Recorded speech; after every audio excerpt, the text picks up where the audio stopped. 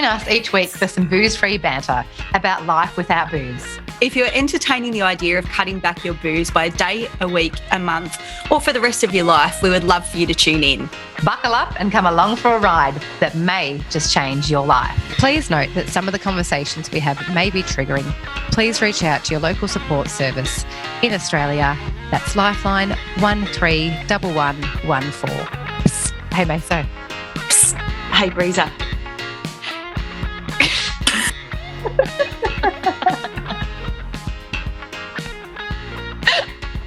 I don't even know what I'm laughing at. I'm laughing at you laughing. The show must go on.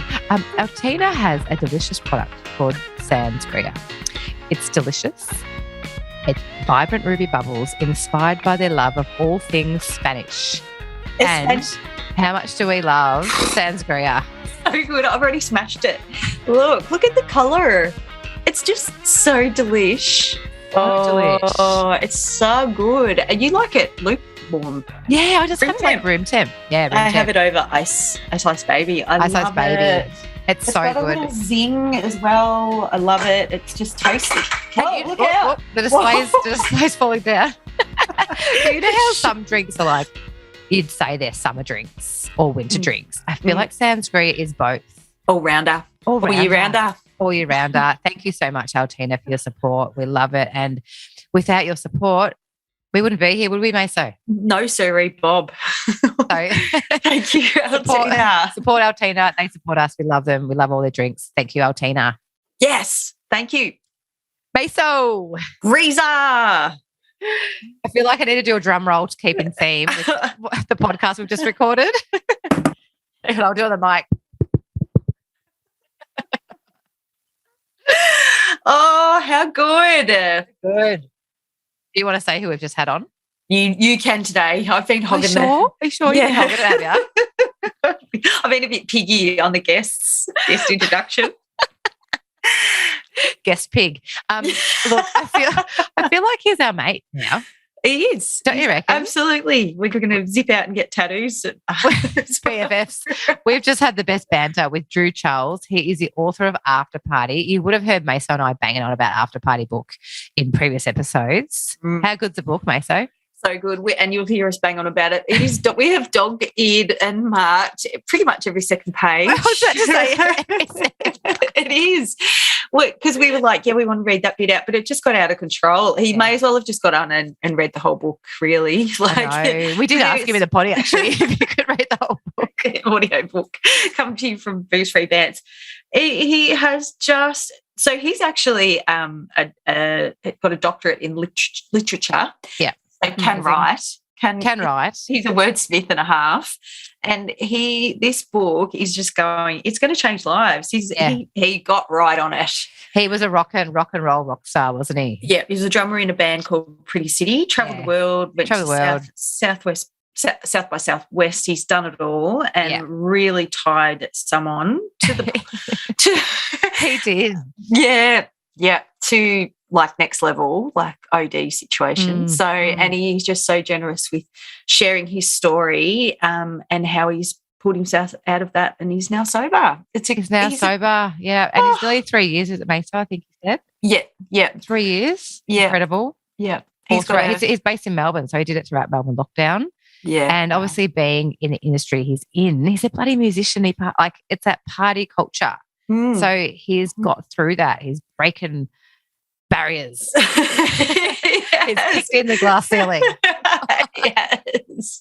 He's up and about. He's real up and about. He's got a beautiful wife who supported him through that and a daughter, and he's just an absolute superstar, and he's so up and about this as well. Even at our first point of contact with him, he was just so up for it and just so happy and he was so honoured to be on our potty as well. Like, he was just so grateful for the opportunity. We're like, no, we're grateful to have you on. Like, we're honoured to have you on. He's unreal. So we look forward to catching up in IRL.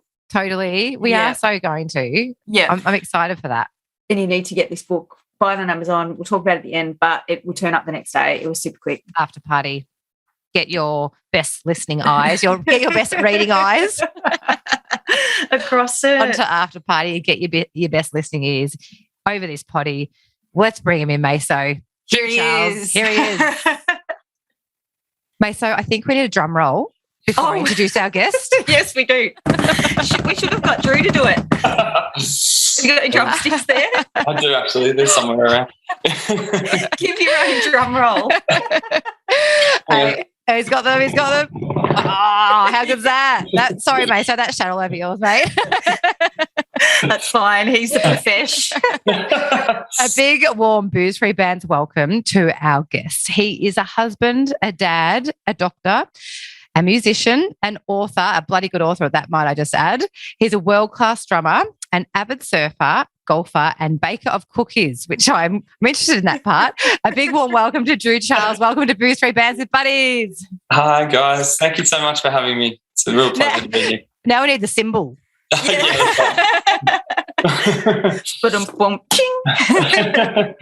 In case you in case you were wondering, listeners, Drew is a drummer, a very talented drummer. I don't know world-class drummer. I'm just, okay at drums, but, you know.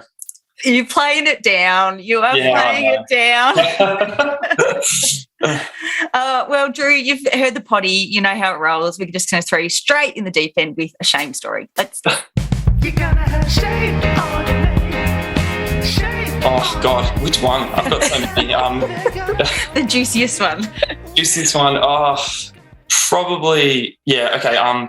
It's in the book, but shame story, I think biggest one I've had was, consuming so much MDMA that I basically vomited blood for about 5 hours, passed out on my own bathroom floor, and woke up in a pool of blood, vomit, etc. after just like going on an absolute tear for no reason, just like completely loose thing. And waking up at sort of, I think I'd slept for about 5 hours on the bathroom floor, and I was really like, in a world of trouble. And then I sort of went to bed and then got up and went back out on the piss that night. So that was probably the biggest shame story I have. I've definitely documented it in the book. So no news to anyone probably. You did. There was a lot of moments in that book, Drew, where you were the king of backups. I feel like you really backed it up, didn't you? Yeah, I just didn't have any other coping mechanisms, to be honest. So I think part of it was just like I only knew that one way to make myself feel better, which was just find the booze and get on that. So I think half of it was trying to sort of drink my way out of the drug hangovers that I got myself into. So I think unintentional backups, definitely. I can totally relate to that.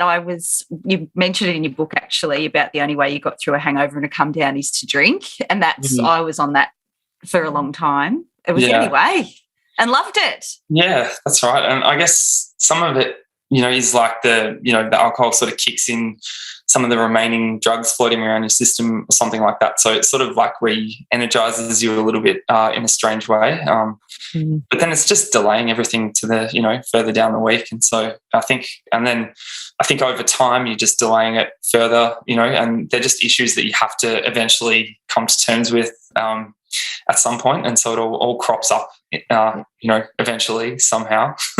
Yeah. I noticed actually, Drew, in the book, every time you tell a story, it would obviously start with one drink. That one drink would lead to another drink. That other drink would lead to drugs. Yep. And then it was just this vicious cycle. Then when you'd come down, then you'd have another drink. Like it was just this vicious cycle on repeat, wasn't it? Definitely. Absolutely. And that's how I always felt things, kicked off, was just that, innocent kind of desire to go have a beer or, have one drink with someone. And I mean, there were plenty of times when it didn't escalate, to that extent, but, it was, the desire was there, whether I admitted it or not. That was what I wanted to do. And so when that, desire is there continuously, it's only a matter of time before you have the access and the freedom to go and, pursue those desires. And that would be, just what happened, every weekend pretty much for a long time. When you were, sorry, just to dive in for a bit of gruesome, but when you were throwing up that blood, how much blood are we talking? And were you looking at it just going, fuck, what have I done here? Yeah, look, to be honest, it wasn't initial. Like I think it happened while I'd sort of lost consciousness. And but this is the stupid thing. I vomited and then went back and had more drugs. Like every time I vomited, I went back and had more because I thought, We'll fix it. I've chucked it up, and so I've wasted. I've got more, so I'll have more because I've vomited. The drugs up. I want to be high, so I'll do it again. And it just kind of like snowballed, and that's the only time I've really like sort of stared down. Like, I guess like my consciousness was sort of like staring down a tunnel, and there was like a bloody pinprick at the end of it, and I sort of saw myself through it. I was so out of it. Like, I think it was just a genuine overdose, and I don't really remember. There wasn't a heap of blood. It was just like heaps of stomach lining and that kind of stuff. But it was like, I'm talking like 10, 15 chucks and going back and having more lines. It was not a definite shame story. So yeah, it is. Thanks for sharing, mate. Thanks for sharing. Right. It's all good. It's very much in the past. So. We love how open you are. Yeah, and with that, we thank you for giving us a green light, because you're just going to give us the warts and all today, which we're here for. We're absolutely here for it. And obviously, we've read the book, and if you're listening and you haven't read the book, please read the book. It's fantastic. I think I bowled it over in a weekend, Drew, because I was just so into it. And I showed you all the dog tags in the book at the start when we started recording. Maso's the same. We just went to town with going, just marking all these pages, going, that's a cracking, he's just whatever you're writing about was so relatable, which we'll unpack as we chat this evening. But thank you. I appreciate that. It's so wonderful to hear. You're welcome. You never know how these things are going to get received. It's you sort of write these things and put them out into the world, and it's up to anyone could take it any way they like. So it landed, mate. It landed. That's good. So well, and it'll be just so valuable for so many of our listeners. It's extraordinary. So well done. Thank you. How good, while we're still chatting about the book, we can't get past the book, but how good is the title? Yes. I love the title. It's called After Party. I'm like, that is gold. I was pretty happy with the title. It was one of those like struggling to find a title in the shower, kind of just, light bulb moments. And I was just like, After Party, perfect. And I quickly jumped out and Googled, if any books were called After Party, and I couldn't find any at the time. There's subsequently been some TV shows and stuff come out with the same title, but that's fine. I was pretty happy with it. Yeah, you claimed it. You claimed it first. Yeah. You own it. So take us back, Drew. Take us back to when you had your first drink. I think you were the age of 13. Tell us about that first drink, and tell us how your relationship with booze evolved from there. Sure. Well, actually, my first drink was way before then. Actually, I was probably more like 5 or 6. But that was the first time I got drunk properly. So yeah, I'd sort of dabbled, I'd sort of snuck sips of beer and wine or whatever from my folks or my brother growing up from as young as I can remember, really.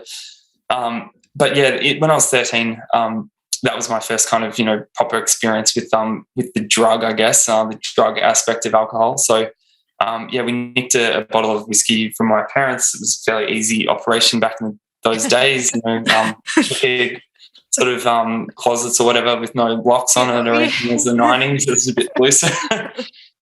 And it's just so reckless. We just had no idea what we were doing, really. And it's just a pissing contest between a couple of dickhead preteens, and I ended up sculling a stupid amount of whiskey and just vomiting violently, which is probably a leitmotif of the book. There, you'll see that some happened regularly. And I just got so sick. I was really lucky to survive, I think, and just didn't. I kind of learnt my lesson, I guess, for a time. I was a bit, but not really. I sort of went, I won't drink whiskey. I didn't go, I won't drink alcohol. I was thought, whiskey's the problem. I'll just stick to beer and wine and stuff. And but definitely set the kind of tone of my drinking, I guess. Looking back on it now, I didn't realise it at the time, but it just showed early on that I had no real control over it, and I was always going to be that person that sort of pushed it pretty hard. And even if I could kind of get away with it, and be a happy drunk and all those things, and I loved alcohol, I had a great time with it. But it just started to lead to bad decisions, and started to get its hooks into me really badly as I approached into my 30s. think the three of us have got one thing in common. As I was reading the book, you mentioned a few times you just loved getting drunk. And Mason and I are the same. Yeah. Just love it. Yeah. Love getting poleaxed. Really good at it. Prided ourselves on it. Last one to leave. Yeah. First one into it. I'm just cracking this drink while we're at it. That's fine. Fine. So did your drinking look like, and obviously I've read the book, but to our listeners, was it that binge drinking? Is that how you would say it, Drew? Or Yeah, absolutely. And I think I grew up with binge drinking completely normalized in a culture that celebrated it, and with a group of friends that all indulged in it, every weekend, at every spare kind of moment we could. We bonded over it. It was kind of just how we set up our relationships. And I don't think it's and one of the reasons I wanted to write the book is I feel like that's just a fairly normal reality growing up in Melbourne in the 90s. I don't think it's exceptional in any stretch. Maybe we pushed it a little bit further, but I don't think so. I think most people, really identified with that. But yeah, alcohol had a great effect on me. I think it was like, it's hard to sort of go back and see how you actually were, but it certainly wasn't, I never got violent. I never got depressed. I was always happy drunk, but it just gave me a mad hankering for anything that else was going on around, and I just couldn't stop the party, like you guys said, last to leave always. So yeah, and just like, why is everyone leaving? Yeah, why aren't you staying? And the staying a bit, like I was always really proud of my staying ability. Yeah, to be able to stay and back it up the next day, like you said. So I guess that rolls into band life. Like, it was full rock and roll on the road, on the booze and the uppers and anything else you could sort of get your hands on. And you played at the smallest and the biggest festivals in the world. Can we just drop that? Don't be shy. I know you play things down a lot, Drew, but don't be shy. You played at South by Southwest, which is the biggest festival in the world. We did, yeah. We played there a couple of times, so that was amazing. Incredible. Really, really great experience. Wow. Look, to be honest, like, it was interesting. Like, the worst of my drug taking kind of happened in my 20s, and I'd kind of got a kind of equilibrium with it and, done some other things. But then the music sort of started taking off, out of nowhere. And then, what was kind of like, an occasional bender then sort of, I don't know, I fell back on old habits when I started getting stressed about the music stuff. So obviously drinking was a stalwart of, my whole life. I can't remember too many weekends where I didn't get shit-faced, to be honest. And that was something, that it's just so easy when you're in that environment. There's beer constantly. Half the time you're getting, free beer or getting, paid in beer at various places. Yeah. Plus there are, other, there's substances around and stuff. And I was pretty good at steering clear of that while we were sort of doing our sort of hard slog in Melbourne and around the country, driving a lot and doing all that kind of stuff. I was kind of getting off on the music itself, and I'd get pissed, but I wasn't sort of hard partying. But the sort of the more touring, like particularly in Europe and stuff, I just kind of got very anxious, very worried about the whole situation. And I was having difficulties at home with my wife because I basically, left to go, travel the world, being fucking 20-year-old when I was actually in my 30s. And so, it's a hard pill to swallow for her. And I just, went on old coping mechanisms, which were really, drink myself to sleep every night and just get up and do it again. Ooh, tough road.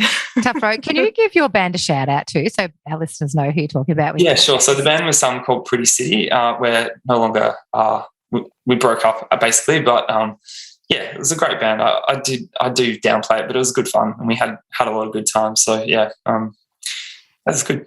How many years did you tour as a band then, Drew? How long? 20. It was only a couple of years. We did our first South by Southwest in 2016. We did a lot of performing around. We just did the old school, like play every dive bar in Australia kind of mentality, driving up to Sydney to play to 10 people, a lot of that kind of stuff. And we had a very, very brief moment where we had some great gigs overseas and stuff, but it was always never really sort of took off here in Australia, and that was always a hard thing because there's only so many times you can just turn around, jump on a plane and go back and play. We sort of had to move overseas or just accept that we weren't quite going to cut it. So, but in the book, you really did. I feel like you've painted that It was a rock and roll lifestyle, as Maso said before. Like, it was really that, party hard, play hard, move on to the next city. Yeah. Rinse and repeat. Yes. Absolutely. I mean, it's just, we had a van and it was 4 dudes in a van, and it was just as, like every probably, every famous band memoir would have started at that point. We never got to the, the big moment, but it's a hard graft, and it's really taxing, but it's also like heaps of fun as well. And it's what you sort of want out of music. Like, it's a great experience to play that many shows and just to be, sort of living that lifestyle. But I think also, if you're not, if you don't have good coping strategies, it's really easy to just like lean on the easiest, cheapest, quickest fix. And I think I had a lot of issues of stress and anxiety and some depression that I wasn't really across, and I wasn't dealing with in any kind of productive way. And I just went on alcohol really, really quite a lot. So yeah. You spoke about in the book, and I'm wanting to know, or you can explain to the listeners, as a drummer, like, you would have, what were you taking? What were you doing? Paint us a picture of what you do speak about in the book of, leaning on Dexies and cold and flu tablets and amphetamines. Yeah. So take us on that little journey. Yeah. So I guess for me, amphetamines have always been a bit of a way to prolong the party. So it's sort of been less about like, I guess it's just whenever I get drunk, I want to like keep getting drunk and keep, the party going. So, amphetamines are always a great way to do that, or a terrible way to do that. Straightens you up as well. Yeah, exactly. And that's the thing. Like, often when we were touring or whatever, we'd sort of rock into a town, or, and you'd sort of like try not to have too many drinks before you play, because I want to play well. And that was the other thing. I really did want to play well. I was a perfectionist and a professional. I didn't want to fuck up on stage. I didn't like playing drunk, so I'd go, fuck, I've had too many beers. I'm more drunk than I want to be, so I'll find something, scratch around for anything, whether it's like, grab some, cold and flu tablets if you're desperate, but, find some speed, find some Dexies, anything I could kind of find to, even like my asthma medication. I had some severe asthma and I got given prednisolone, and I was like even popping them, like abusing them onto it. Like, it was just. Yeah, right.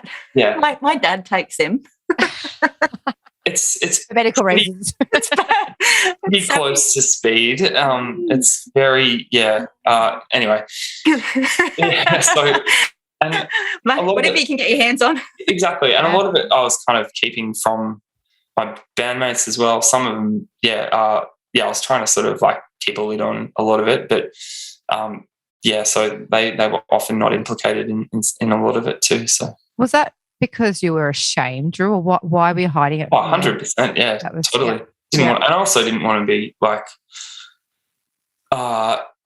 let people down and feel like I'd give an excuse to maybe perform not as well as I thought I could. But it's just this constant pattern of like saving face, of like getting by, and that's something that I felt like life I was good at. I was sort of getting by, sneaking through, doing just enough to kind of, I guess, to kid people that I was all right.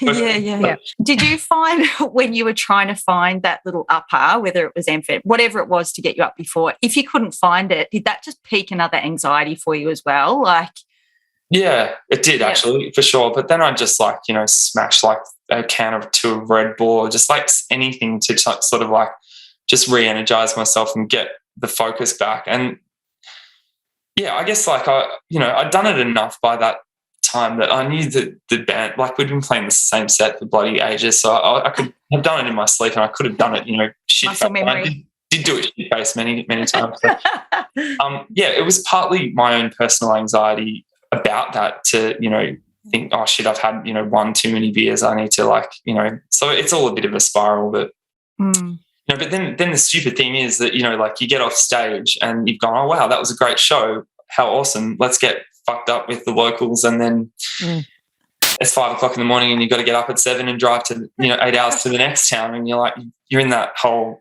shitstorm again.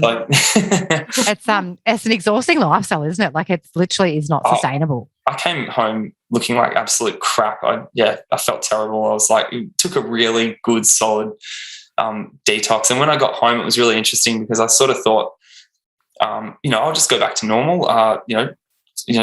36 nights of alcohol abuse in a row, that's fine. I'll just normalize. I'll be back to normal. And then I found myself drinking a lot at home. And that's when like the sort of more habitual, more alcoholic kind of behavior started emerging. And on top of that, I then started partying again on the weekends when I could. So that then became like I'm drinking a couple of bottles of wine plus a night. And then I'm also taking drugs on the weekend and staying up all night. So it very quickly, like that experience of the heavy drinking on tour, it didn't just miraculously normalize. And that's something I think a lot of people don't really understand about alcohol. It doesn't just go back to how you were because of the context. It actually like is a drug, and you've upped the quota that you need to feel the buzz of the drug. And so that doesn't just reset without you, resetting. So you build up that tolerance, don't you? Yeah, exactly. That's right. Wrong. Just going back to the sort of the spiraling party days with the band, do you think they had any inkling, or did no one ever say anything to you? Were they just sort of partying with you, or was there any red flags for them? Well, two of the band didn't really drink. One of the band definitely did, and he was, me and him, drank your best together. mate. Yeah, exactly.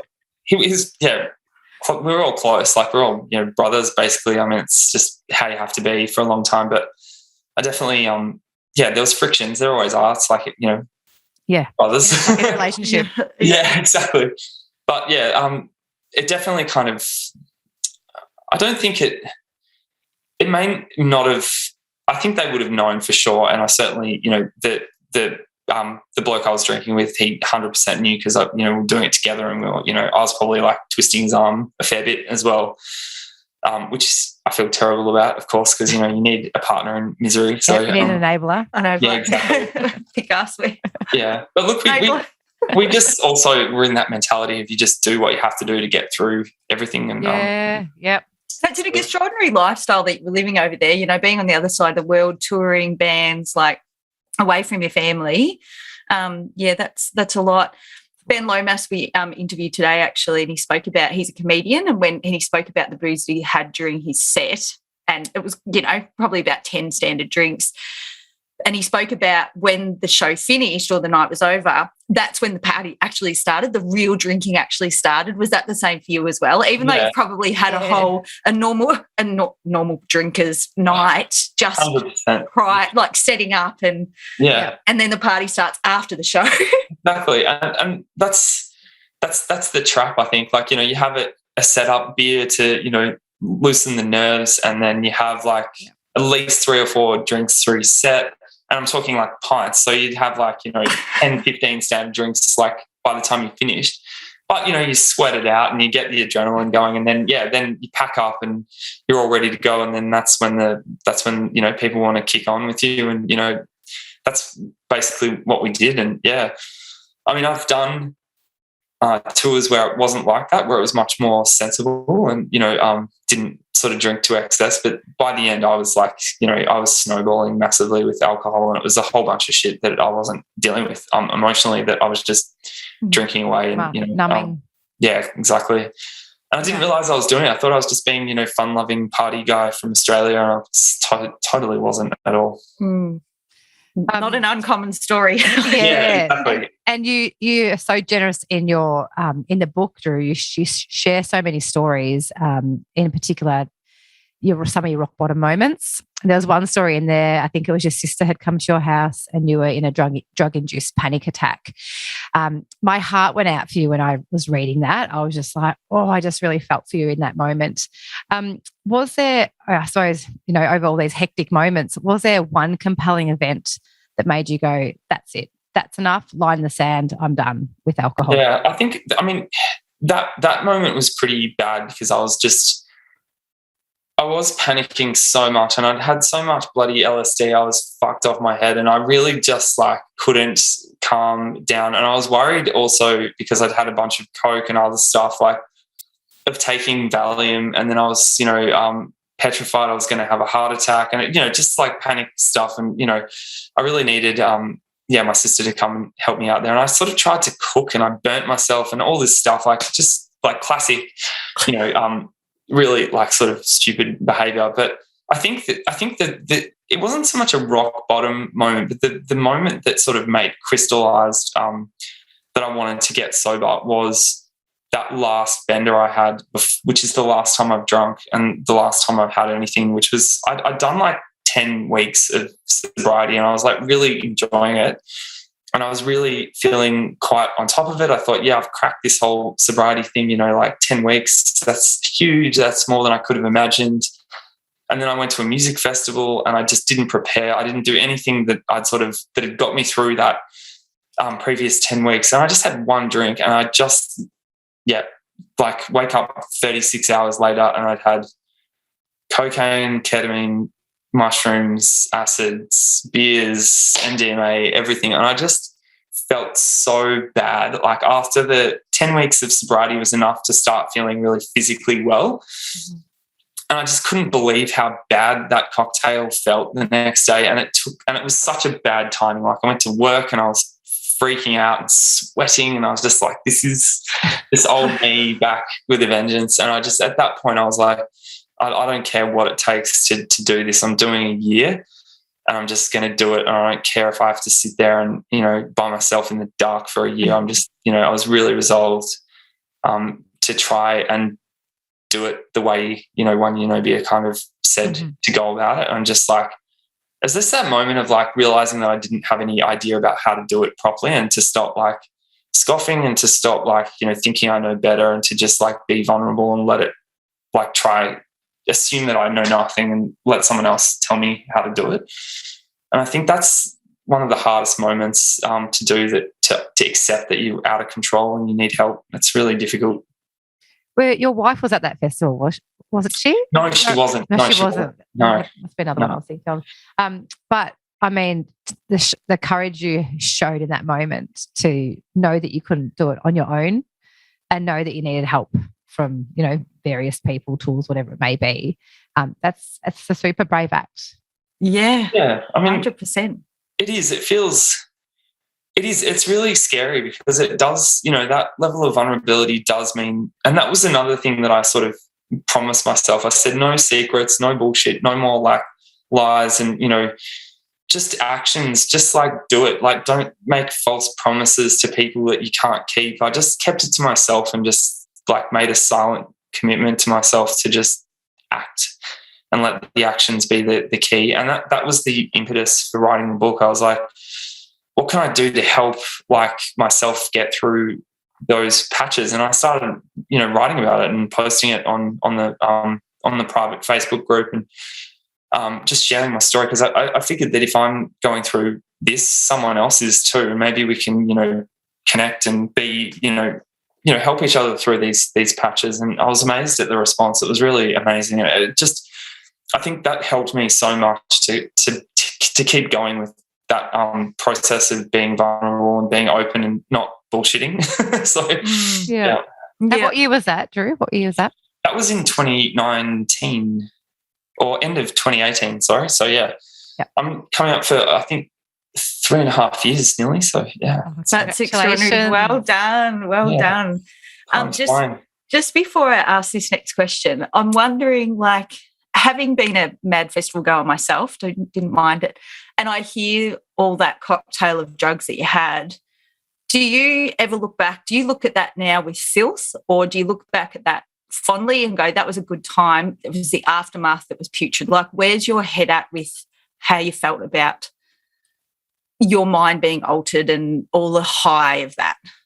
Oh, look, I think, I think drug experiences, are quite formative, and, I don't sort of look back on it. I have moments where, I had real insight and a really great time, and I look back on very fondly. I have moments where I was really desperate and chasing drugs just for the sake of, just because I'm on the chase and I'm, I'm at the power of the drug. And so I think that I look back on those moments with a bit of cringe. I don't sort of yeah, I think a lot of them were really formative, and, you know, you sort of shape your brain in a lot of ways by messing with the chemistry of it. And so, you know, sometimes I think, you know, great, well, it's turned out for the best, and, you know, I like my brain now, and it's, you know, it wouldn't be the same without all those experiences. But I also, you know, try not to judge past me. Like, there's a fair bit of past me judgment in the book, but that was part of, you know, my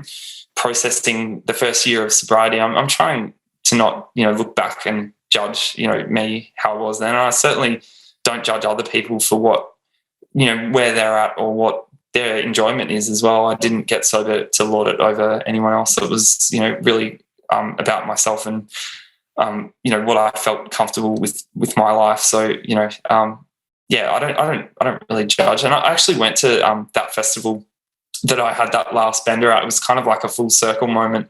It was just before COVID hit, and I went there and I did the festival fully sober, and it was like something I had to kind of go and, you know, face the demon again. Yeah. And Face the beast. yeah, it was great. I took heaps of lollies and heaps of alcohol-free beers. And went to bed when everyone started talking shit about 11 beers. What festival was it? Because you mentioned It was Golden Plains Festival. So. Okay, where's that?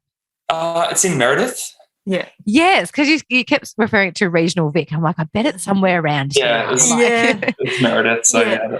And the reason that I asked the question is because when you were talking about taking all of that stuff at the festival, I was like, oh, how fun. And I went, hang on, what? Like, that triggered something in me. And that's why I asked the question, because I obviously haven't had your situation, but I've, you know, as far as you've gone and written a book about it, but I honestly related and just went, oh, so fun. Yeah.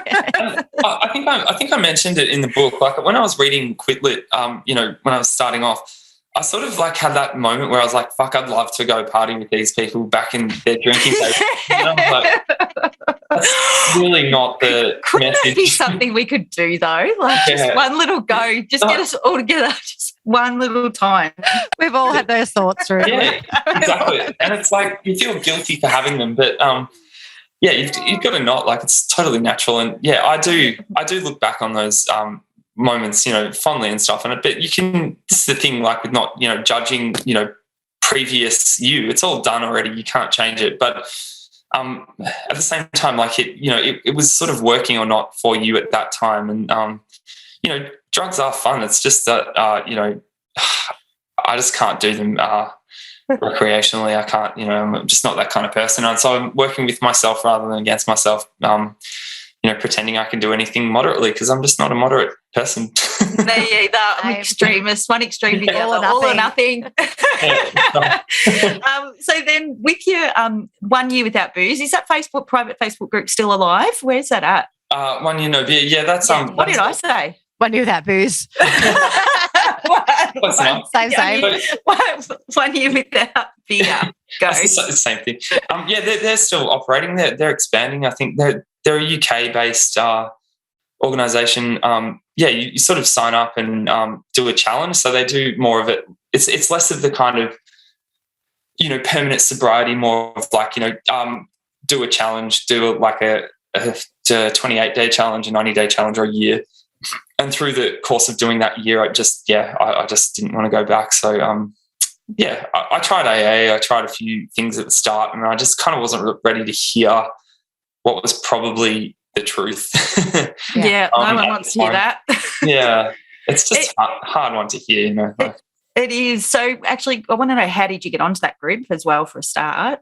Sure. So I actually got referred by the bass player of the band. So dude I was drinking heaps with, he mentioned it in passing, and I just went and had a look, because I'd been to a couple of AA online meetings, and I just wasn't really prepared to kind of call myself an alcoholic, and I wasn't ready to sort of make that leap that, you know, can't drink again. Even though that's what I probably would have been best to just do that from the start. But I think you hear, you can only sort of take in what you're ready to hear, and I just wasn't ready to hear it at the time. Yeah, I think we just did an episode about labels and where it all sits, and there's either alcoholic or you're not. But in this, I think this alcohol, this sober curious movement that's just going through the roof now, we all realise we're all in a different scale. We've all generally got a bit of a problem with alcohol in one way or another. So it's just normalising it. Anyway, to my question, you got to a fork in the road, at that fork in the road moment where you were either going to message a mate for another hit, for another bag or some sort of upper, but instead you actually messaged the 1 year without beer person, which I thought was amazing, like such strength. Like that could have been disastrous. What advice, or you can talk us through that moment as well, but what advice would you give listeners besides your incredible book, Quit Lip, to read to get them into their sobriety journey? Yeah, so I think having the thing about joining like a group, or like if it's AA or Hello Sunday Morning or 1 Year No Beer or any of them, what it gives you is a support network, and you have to build it. Like it doesn't just come. You have to actually reach out and touch base with people and do that kind of stuff.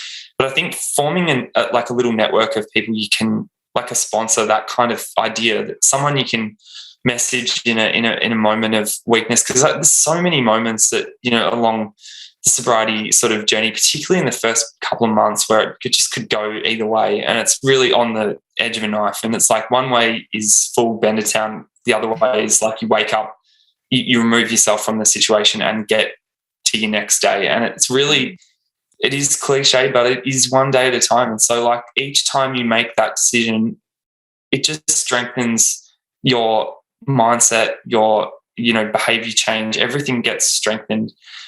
And I think the other thing that I kept when I was messaging people, they would sort of say, like it snaps you out of that zone where you like sort of going into that, like all I can think of is that that compulsion. All I can think about is alcohol. All I can think about are drugs.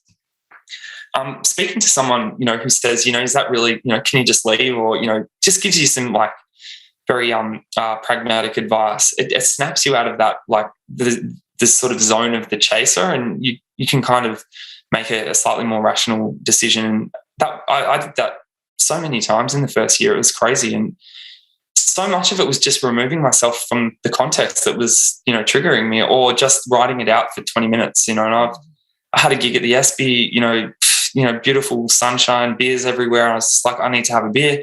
And then I just went and sat in the toilet and just did some breathing for 10 minutes, and it kind of goes like cravings go, they come on quick and they go quick. And if you can find a way to just, insulate yourself from the worst of them, you start building, that's basically what, behavior change is premised upon, is just, finding those little mechanisms and just circumventing them when you can. Unreal. That's great advice, Drew. Yeah. So good. I'm just going to circle back to the festival. Sure. We're going back for day 3. I just want to know, when you went to the festival, obviously you weren't intending to drink when you were going to that festival. What was that split second decision? What was the why? The split second decision where I fucked it, and I knew I'd fucked it, was I went to Dan Murphy's and I looked for non-alcoholic beer and I couldn't find any, and I bought beer. So we're blaming Dan. Fuck you, Dan. I blew it right then and there, and that was the moment. And I kind of knew I'd blown it as well. And and that was it. And I had a beer in the Meredith pub, and I was just like, that's that. And I think game on. In the car, in the entrance, I'd already done a line of speed. I was just like, I'm done. Like, you're that's gonna. We've come this far, may as well just let it go. That's right. 10 weeks of sobriety, and I just it was amazing how quickly alcohol just stepped in and said, "Yep, I'm back." Guess who's back? Yeah.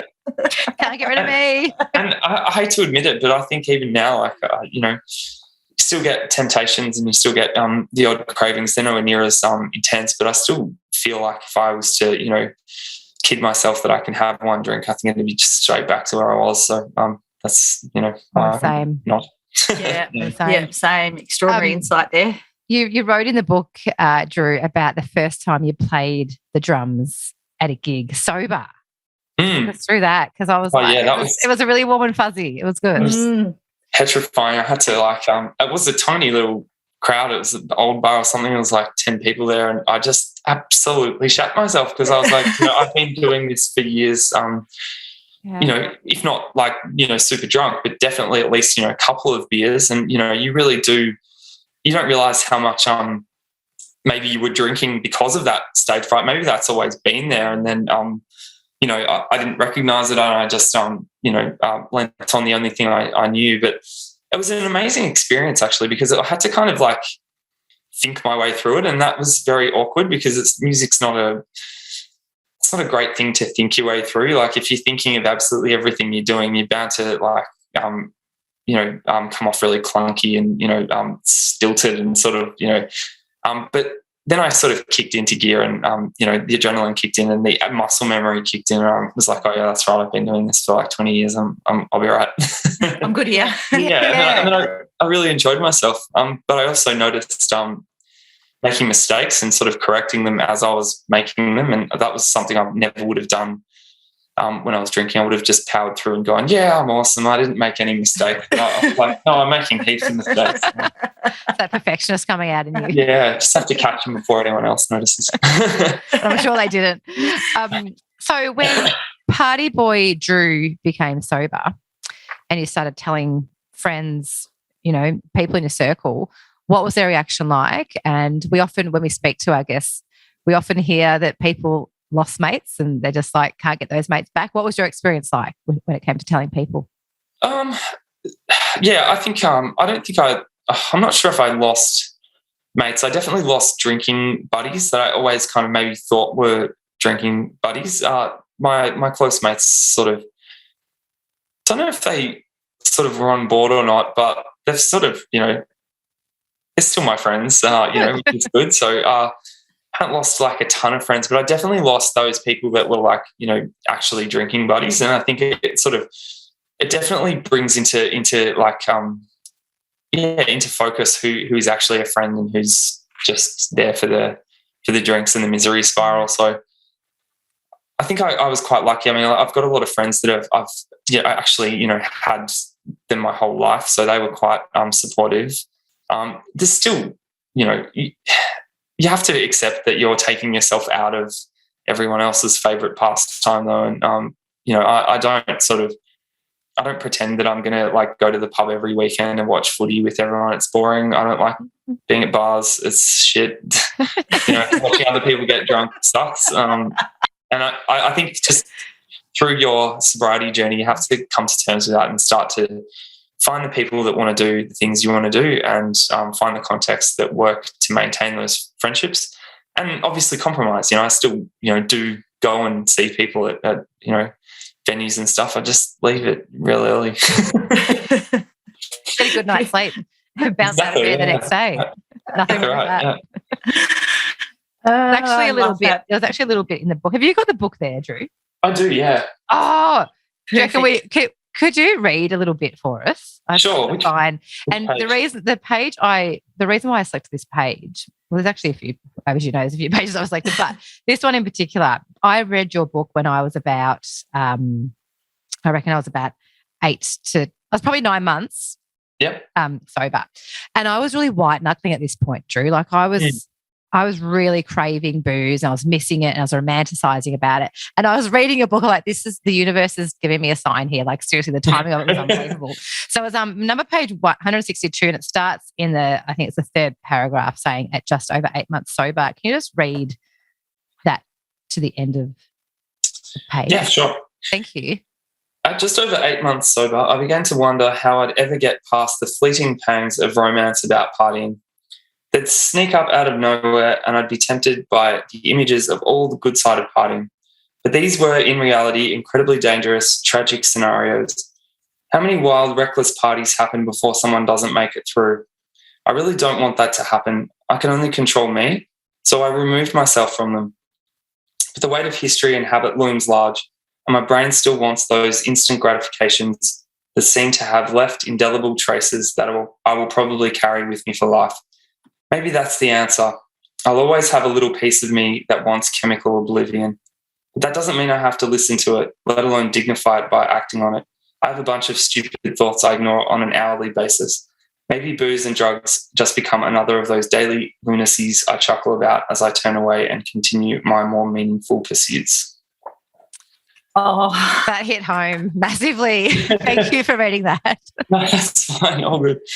oh, It was like you were reading my mind at that time. And there were so many moments in that book that I just needed to hear that at that exact moment. So thank you. Yes.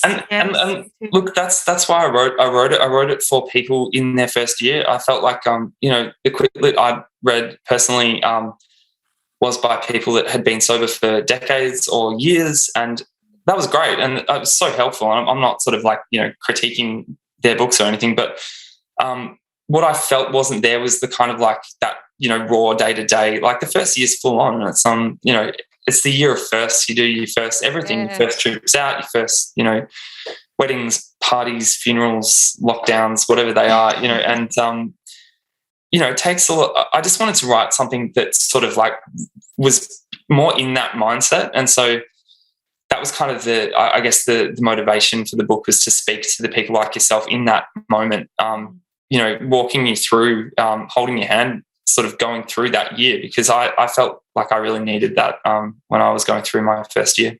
Can I just like put you in my back pocket and carry you around, like shrink you down and pop you in my back pocket? Which is then the perfect segue. Oh, you're right, Breeza. I've got like a little flea flying around my microphone. Flea bag. Well, this is a perfect segue. You spoke about your sobriety not being the panacea. Like, you're still going to have all your problems. Sobriety doesn't fix everything. You dipped your toe back in a couple of times. What are the highs and lows of sobriety?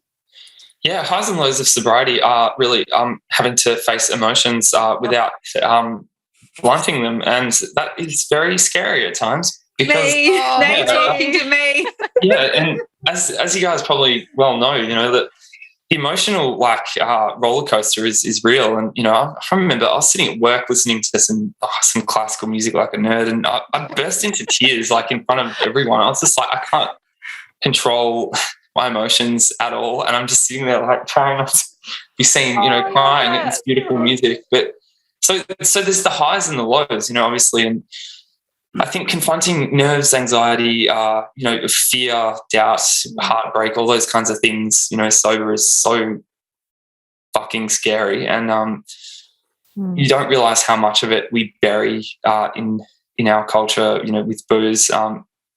I can't speak for women as much, but I know for men in particular, there was even that campaign recently, I'll have a beer with your mate at the pub. Like, it's this sort of stigma about talking about your feelings unless you're all drinking beers. And then it's like one of the only illicit places where you can, open up to other men. And it's sort of, I think that speaks volumes about what the expectations are around men. It's okay if you're drunk, to get emotional, but if you're not, there's no real space for it. And so confronting all that stuff is a hugely scary prospect, but I guess at the same time it's also incredibly liberating. It's great, like you get all these wonderful highs as well. I remember sitting on the beach with my daughter during, I think I was about 6 months sober, and she was just running around, and I was just like, how bloody good is this? And just looking at the world almost through new eyes and seeing it all much brighter and much less I don't know, just sort of opens up some of your perspectives about, I guess, enjoying what's there and smaller things in life, Yeah.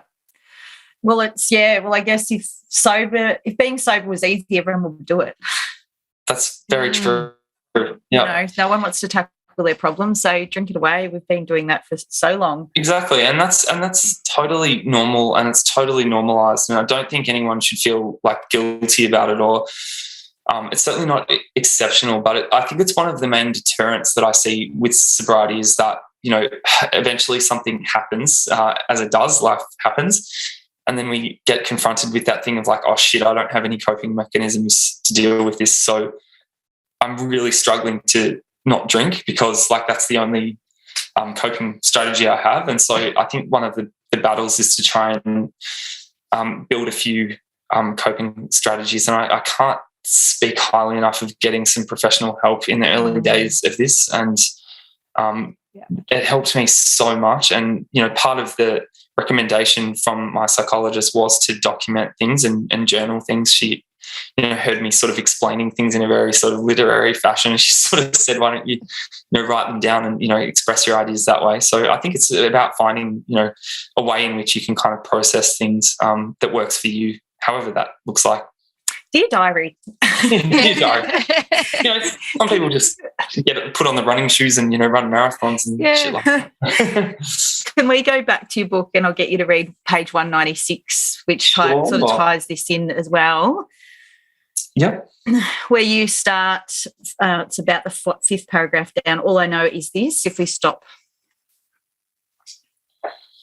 Or actually go from some people hit sobriety their first time. Yeah, sure. Some people hit sobriety their first time. Some take weeks, months, even years before what works for them clicks. All I know is this: if we stop trying, we are removing even the hope that things will change.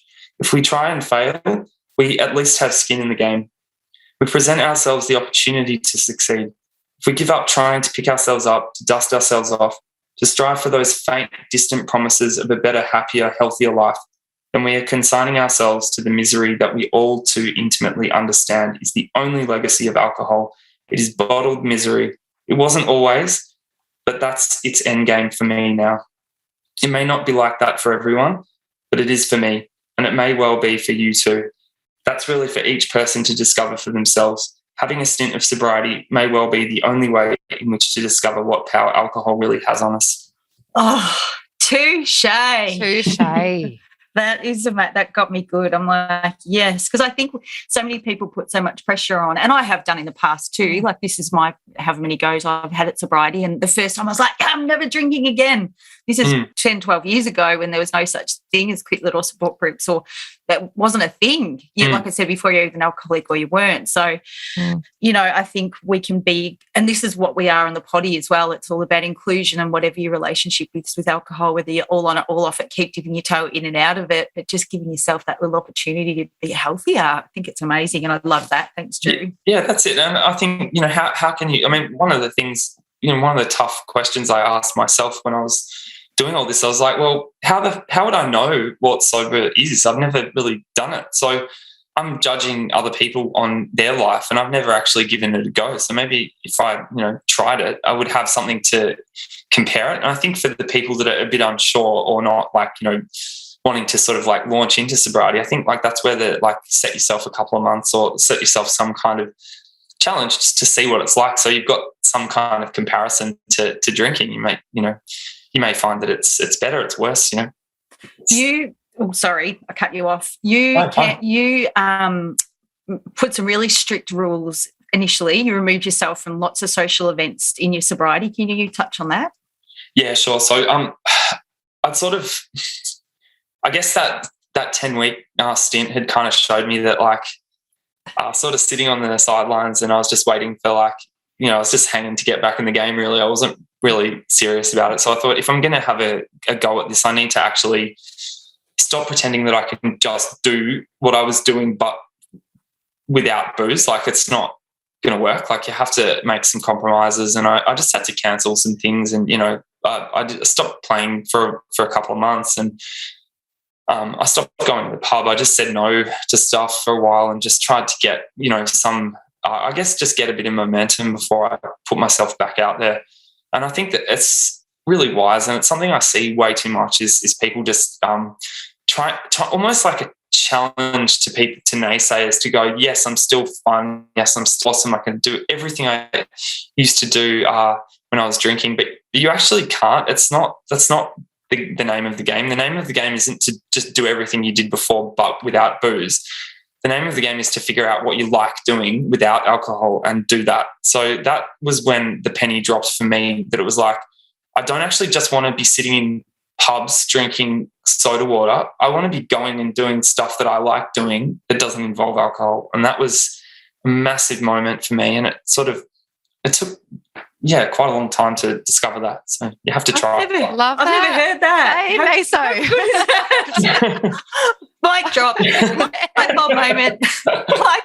I really Where's like this? that. I'm going to go find something new. I love Yeah. this. Because we do hear in this sober space, like you can still do everything, but you just do it without booze. We do hear those messages a lot. But I love how you've reframed that. I think a lot of it for me was reframing, everything, and I had to kind of work from the ground out, and I had to accept some, realities that, like when I was sitting around at pubs, talking shit or whatever and just drinking, I was drinking, and that was the fun thing that I liked doing. And yeah, I love hanging out with my friends and stuff, but like it's good for like an hour. Like I used to sit in a pub for like, 12, 14, 15 hours. It's just not like you're kidding yourself if you think that that's going to be, doable. But, things emerged that are still fun without alcohol. Like I went to the footy, that was awesome. I went to gigs, it was awesome. Big concerts, fantastic. But just those environments where it was just alcohol for alcohol's sake, I just completely flipped the script on all of that. And so I was like, no, I'm going to go and, go for a bushwalk or go for surf or play golf or whatever. And that was, my window into that awful game that has now gripped me with such obsession. You forgot to add or bake some cookies. Yeah. That was definitely lockdown's preoccupation. Oh, yeah, nice. Can I, and you might not want to go down this rabbit hole, Drew, but how has your relationship with your wife changed and your daughter, if you're willing to share? Absolutely. It's changed massively. I mean, my wife and I always had a we would sort of party together a lot, and so a lot of my stuff wouldn't be any surprise to her, and she was obviously with me for a bit of it in our 20s, as most people are, but as we when we had our daughter, she completely hung up the boots, full on, and I just didn't. And I think a lot of it was to do with the fact that I hadn't really accepted that I was a father. I hadn't really sort of taken ownership of what that meant. That again, like with sobriety, you can't just live the same life, but you have a kid now. Like it's not really feasible. So the relationship's definitely, I think it's evolved a lot. And she was so respectful to me. If she wanted to party or go to a festival or anything, and she can drink moderately. She's one of the few people I know that. Oh my God. We call her a unicorn. She's a unicorn. She can have a drink. She takes it or leaves it, but she likes to party with her friends and dedicates a handful of weekends a year, and just isn't a problem. And so she would either go. It's amazing, and it was great. But it was great to see that as well. That not every. It sort of was weirdly, and she was super respectful. I mean, we got rid of all the booze in the house to begin with, but now. I've got no problems, pouring her a glass of wine, and, I'm like all of that stuff does shift, like those extremities that you need to go in those early days, it does shift. It's not forever. And I think that's the other thing that's really challenging about when you're in that first year, you think like, shit, is this my life forever? It's so difficult, but it does shift. So, our relationship's really evolved, I think, a lot. And it's been lovely to, that was one of the great things about getting sober was like that connection's still there in all its glory. That's not like I haven't removed booze and like all of a sudden, my husband's boring, golf like Jesus, although I do cop heaps of shit for that, rightly so. But yeah, like it was lovely to connect without alcohol. It really was. It's amazing, and that hasn't diminished anything. And obviously, parenting's just like it really is that much. It's so difficult at the best of times, and without booze, it's way less draining. Yeah, I agree. Parenting does, wouldn't say easier, but it's just not as hard when you're not hungover, obviously, and right. Also, I mean, one of the the things I was really alarmed about with my daughter was I was sort of like I was just drinking way too much around her, and it's a shameful sort of thing to admit, but, I'd be drunk around a, toddler way too much. And I was just like, what sort of, pattern am I setting up for her? Like, she's just going to see her dad constantly drinking, and that's just going to make her want to drink. Because, I think kids often, just they do what their parents do. And I started to really worry about that. And that was a huge like, I guess, motivator to stop as well. Yeah, you did speak about that in the book, how it's so rare to have a sober father. Yeah. I mean, I certainly didn't see too many. I mean, my dad didn't drink much, to be honest. Like, he wasn't a big drinker. But there was always alcohol in the house, and I just sort of wondered if, like, what if there's no alcohol in the house? Like, she's a teenager and there just isn't booze in the house. Like, she can't raid a liquor, cabinet or whatever because there is none. Like, I just thought, what if? And, those little seeds that you sort of plant in your mind that start, making it, this is possible.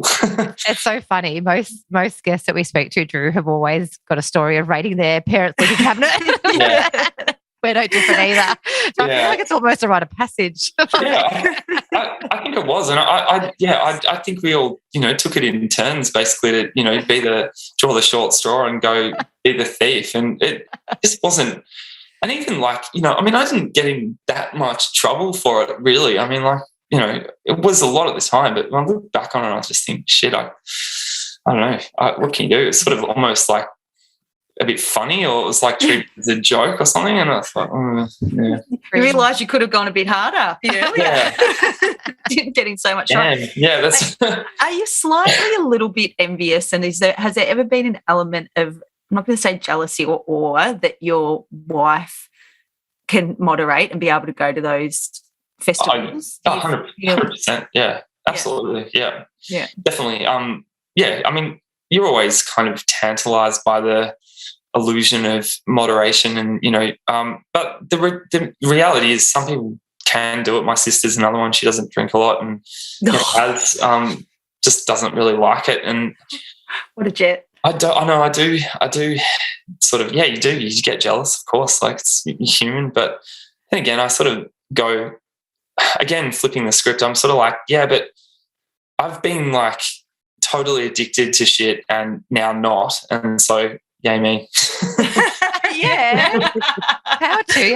Absolutely. I was about to say, like, how is Drew now? We're so proud of what you've done. You must be so proud of yourself too. You've gotten to know yourself, this sober guy. How do you love yourself now? Like, I mean, not how do you, are you loving yourself sick now? That's what I'm trying to say.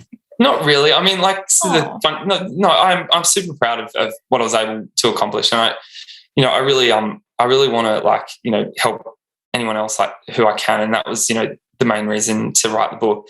But like I've said it in the book and here as well, you do open, one door closes and a bunch of other doors open, and so there's always room to feel insecure or whatever. I guess that what I'm happier with now is that I feel like I've got some better strategies to recognize when my self-image is going, or I'm feeling anxious, or feeling down about myself, or depressed or anxious, or any of those kinds of emotions. That there's just a little bit more variety in the toolkit now to cope with them slightly more maturely than just get fucked up until I can't see straight. So yeah.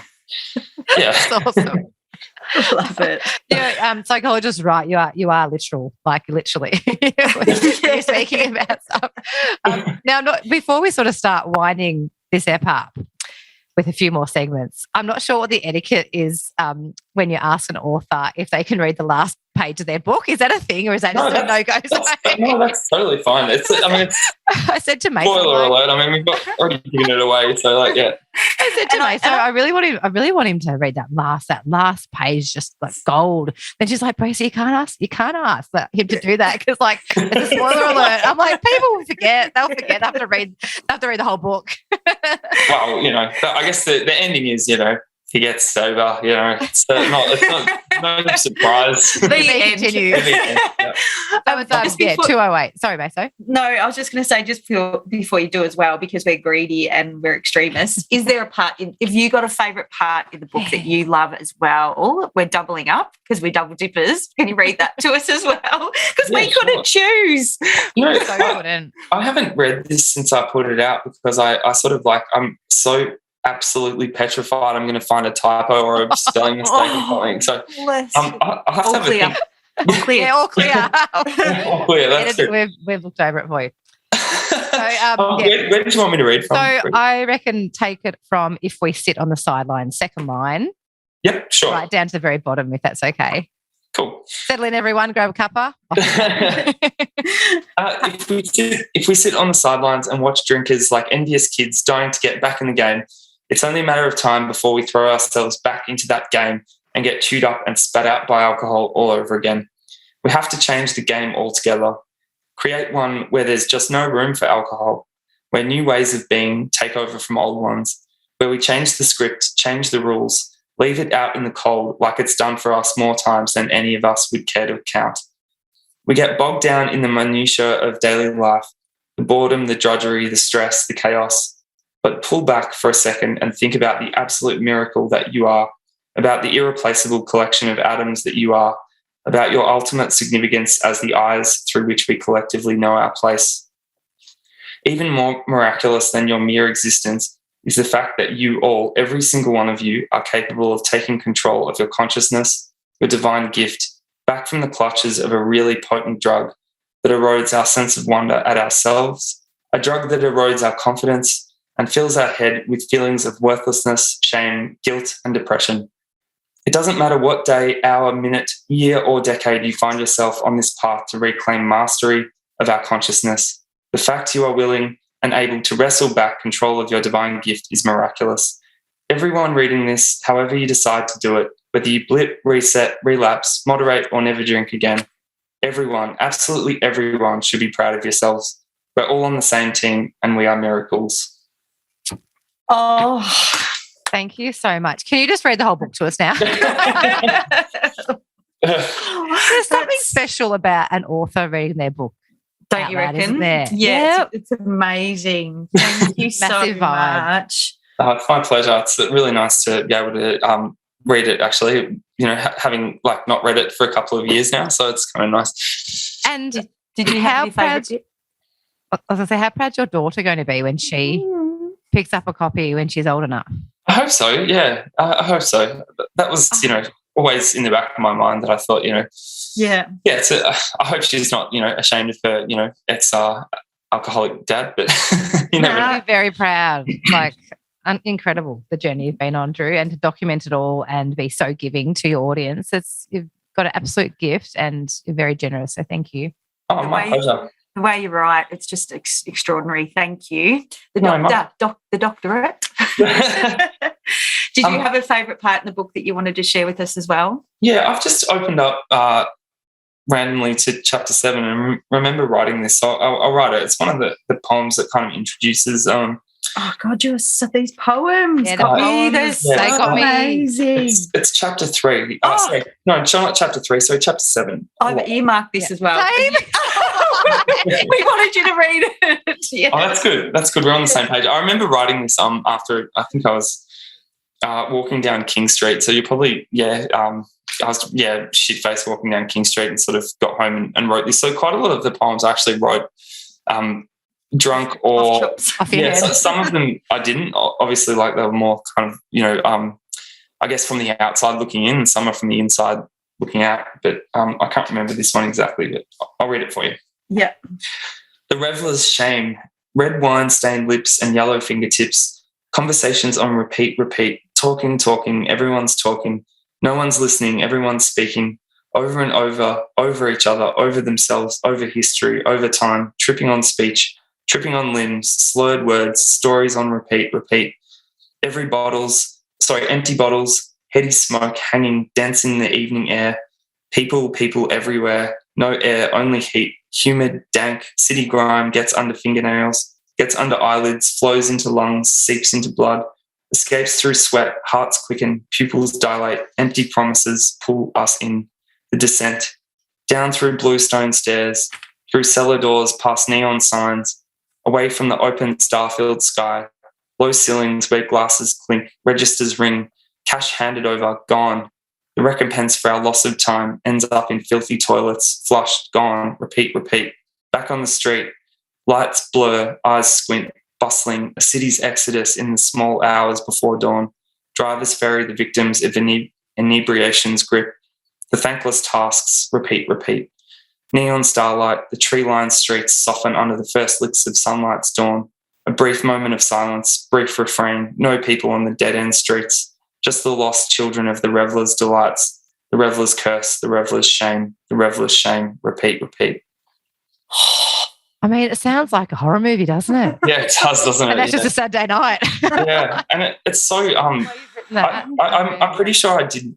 I wrote that, I think, after a big night, and I just it sort of brings it all back, really. Just that sort of like fruitless, chase for fun, and then having that moment of utter sadness where you're like seeing the sunrise. And I remember I used to really like feel that sort of pain and anguish at the sunrise, knowing that I'd just done that again. And it was sort of like the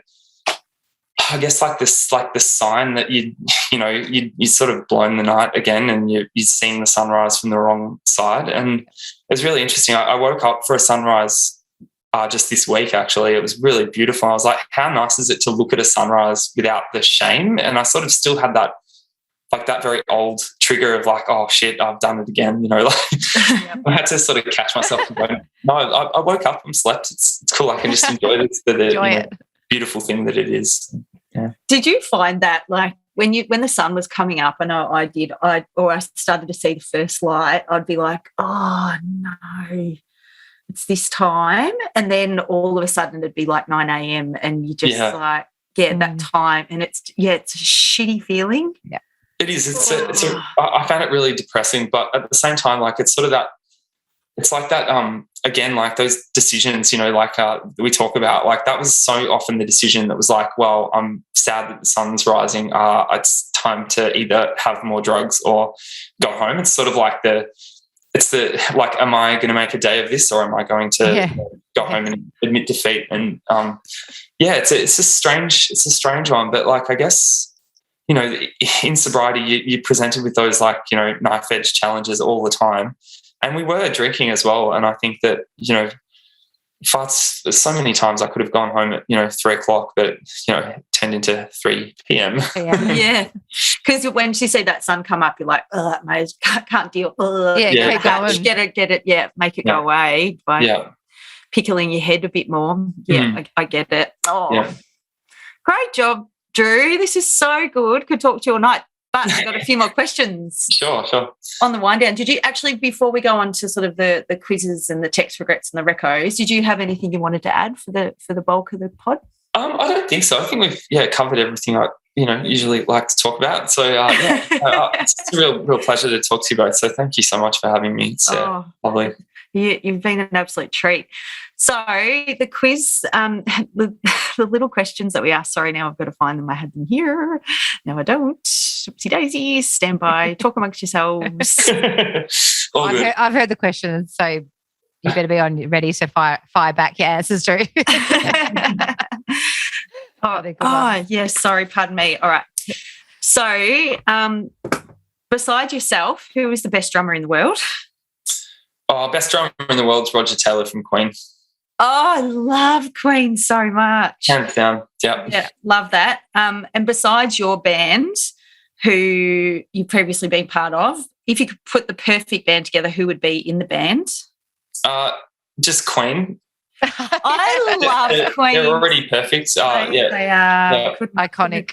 Couldn't agree with you more. So, I think that's the perfect band. You reckon? They were just extraordinary. Amazing, weren't they? Yeah. Did you think the Christmas Carol Little Drummer Boy was about you? Definitely not. Definitely not. Did you ever rip it out? Did I ever rip it out on stage? No, I didn't, honestly. No.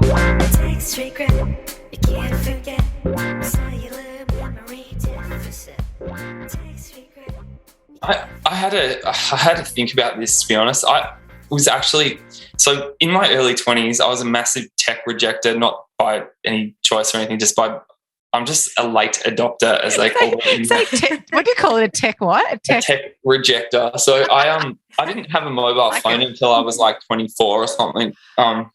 It was ridiculous. So it just sat next to my bed charging, and I used to go out without it, and my friends used to get really pissed off at me. So I didn't make too many regretful texts like inebriated, but I had to think about that question, and I have to say most of my text regrets are like kick-ons, getting drugs, those decisions to be like, hey, what are you up to now? So it's usually revolved around that. And also, I mean, obviously we've all done the drunk text to, previous girlfriends or boyfriends. Yes, that pops up quite a bit. Interests. So I can't think of any specific ones, but I definitely remember like texts to, people that were either having parties where I knew there'd be drugs or to drug dealers that I very much regret a lot of. You know what? I like that angle because we've never had that. Again, haven't had a text regret like that before. Yeah, right. What would be your line? For a hit when you're on the sniff. Oh, it'd just be like, mostly just like, are you awake? It was always, I'm not the most organised character, so it'd always be like, you're awake. Good night. Brilliant. That's my line with everyone. Are you awake? I love it too. Simple. Good. Yeah. That's good. You get a foot in the door and then see where it goes, That's, then you start getting really busy, right? Yeah. Play it cool until you get a result. Yeah, that's right. Yeah. That's gold. Good. Cool. Hey, side question. Where do you play golf at down there?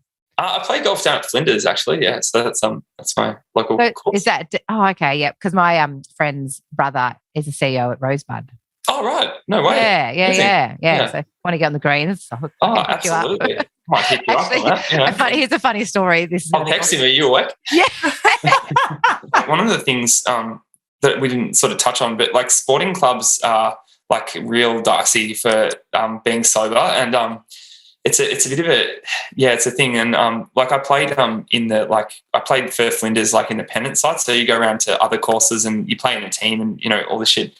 And I was kind of like, we played in our grand final a couple of weeks ago and we won it. And I was like, shit, am I going to have a beer with the guys? Like, it was the most temptation I've had in like 3 years, really.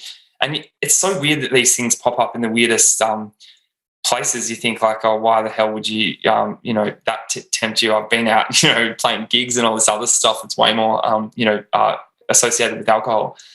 And I was so tempted and I couldn't sort of figure it out. But one of the guys in the team actually came up to me and sort of bought me a Coke and sort of noticed that I hadn't been drinking throughout the year and said, yeah, I've been sober for 40 years. And so it was just like, oh, what a beautiful gesture. A little like, angel pops up right when you need it. And it was like, it was so good. It was exactly what I needed to hear, like 3.5 years, sort of getting to that mindset of like, can I just have a beer and, just fit in? Like, is that more that desire to sort of fit in and not be separate from the celebrations that was sort of the thing that was sort of triggering me. But then one of the teammates just pops up and I've been sober for 40 years, and it was just exactly what I needed to hear at the exact moment I needed to hear it. And I found that so like, just like get you back on the track. So I think, they're really important, those moments when you get to hear what you really need to hear.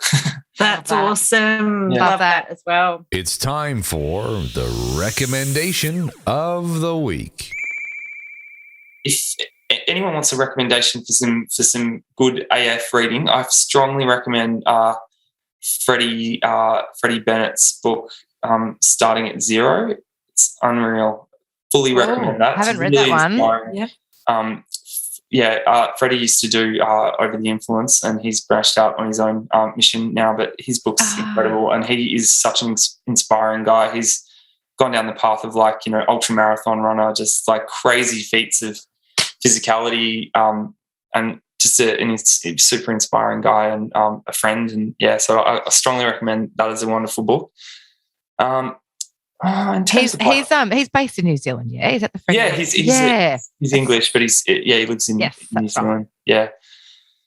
Apart from that, I don't know really recommendations. I don't really drink alcohol-free drinks anymore. I sort of have segued out of that into water, which is interesting development. I always loved the AF drinks. It's sort of so crucial, but now sort of don't really care for them anymore. It's a really interesting one. It was sort of happened this year.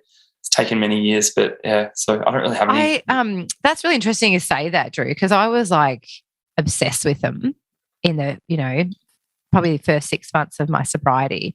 And now like I like to have them when I'm out or if there's like barbecue or whatever. But I don't know that they will be in my toolkit forever. Like I'm Yeah. sort of, and it's interesting that you've said that you're sort of just like had them, now you can leave them, and you don't need them as a tool, I suppose. I'm the same. It's interesting, isn't it? Like it's a big shift, I think. Like the further away, like from beer in particular, that I get, the more I realise that I don't actually like beer.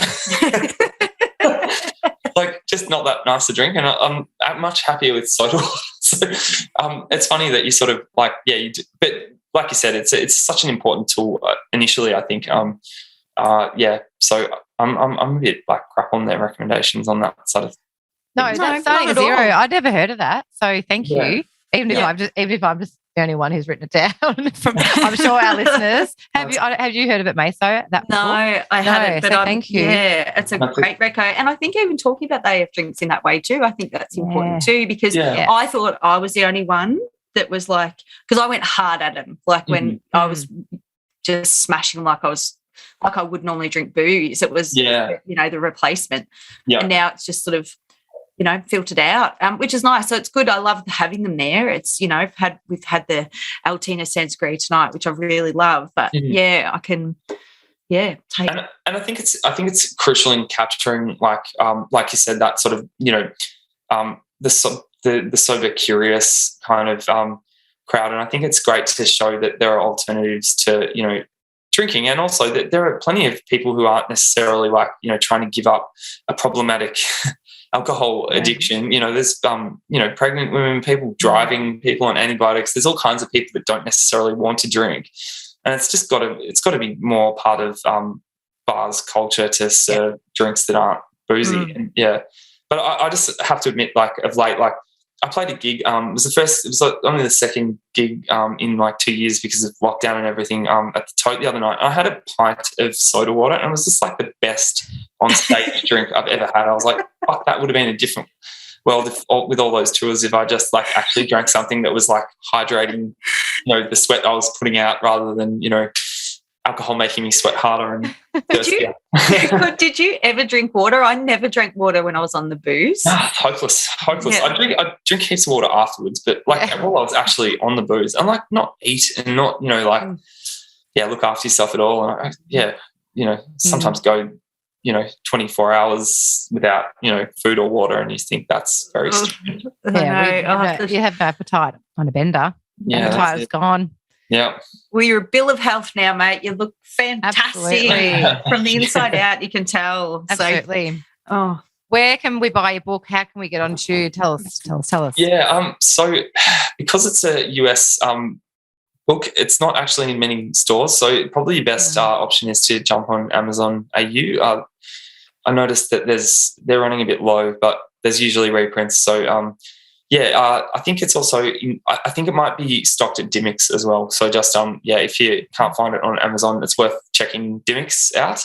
Yeah. But Amazon's probably the easiest and best way to get yourself a copy. Got to us so fast. Really stuck. Sorry, you can always hit me up personally, and I can sort out copies through my ways. Where do we find you on Instagram? It's Drew Charles AF. That's the handle. I'm on Facebook as well. So feel free to send me a message. I'm always up for chatting anything sobriety and stuff. So happy to talk. That's ace. You're a dream. Ace. Absolutely. I love this chat. Same. You've been so generous. I feel like we need to meet up in real life at some point. Yeah, yes. Sure. IRL. Absolutely. Yes. IRL, somewhere in Melbourne. No, wow. There's a concept in Melbourne, isn't it? In real life. No, that'd be great. I'd love to. Anytime. Yeah. We'll make it happen. We will. Thank you so much for your time, Drew. It's been amazing. Absolute pleasure, and thanks so much for having me. It's really it's really great to talk about these issues, and I hope your listeners enjoy, and if anyone needs to hear it, keep going. You're doing well. Yeah, love that. And read the book. Read the book, people. Totally. And your honesty and vulnerability will just help so many more people than you will ever know. So thank you so much for your time, Drew. Thanks, Drew. You've been unreal. Thanks a lot. Cheers. Bye. This podcast is proudly produced by our audio engineer, music extraordinaire, Eric Ladd. We love you, Eric.